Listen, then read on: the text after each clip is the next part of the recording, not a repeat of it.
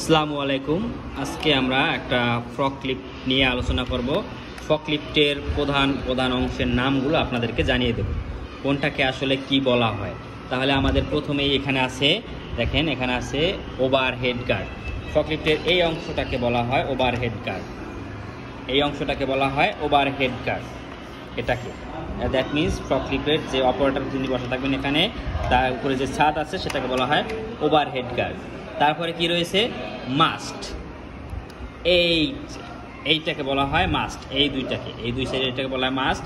এই মাস্ট কিন্তু উপরে ওঠে, এই মাস্ট আস্তে আস্তে উপরে ওঠে, আবার এই মাস্ট নিচে নামে। তারপরে কি হয়েছে, তারপর আছে ক্যারেজ। এইটাকে বলা হয় ক্যারেজ, যেটার সাথে ফর্ক দুটো বাজানো আছে সেটাকে বলা হয় ক্যারেজ। তারপরে রয়েছে ব্যাকরেস্ট। এইটাকে বলা হয় ব্যাকরেস্ট।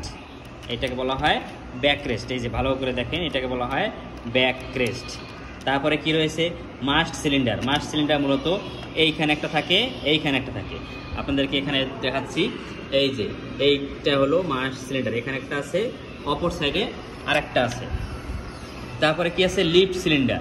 লিফট সিলিন্ডার মূলত থাকে এখানে, এই এটাকে আপ ডাউন করার জন্য।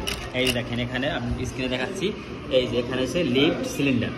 তারপরে কি রয়েছে, ফর্ক। এই দুইটাকে বলা হয় ফর্ক। তারপর রয়েছে কাউন্টার ওয়েট, ফ্রকলিফটের কাউন্টার ওয়েট। এইটা হলো ফ্রকলিফটের কাউন্টার ওয়েট, পিছনেরটা।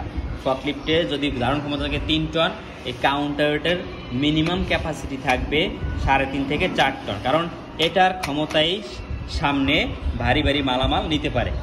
তারপরে কি হয়েছে, লিফটিং হুইল। সামনের চাকাকে বলা হয় লিফটিং হুইল। ফ্রকলিফটের সামনের চাকাকে বলা হয় লিফটিং হুইল, আর পেছনের চাকাকে বলা হয় রেয়ার হুইল। সামনের চাকা থাকে বড়, পেছনের চাকা থাকে ছোট। তারপরে এইটা হলো অপারেটরের সিট। এখানে বসে সে এই যে স্টিয়ারিং ঘুরিয়ে ঘুরিয়ে অপারেটিং করে। এখানে লিভার থাকে, লিভার দিয়ে আপ ডাউন, মাল উঠানো নামানো করে। আর এটা হলো সিট কাভার অথবা সিট বোনাট। এইটার নিচেই থাকে মূল ইঞ্জিনটা। আশা করি আপনারা সবাই বুঝতে পারছেন। ধন্যবাদ সবাইকে। আসসালামু আলাইকুম।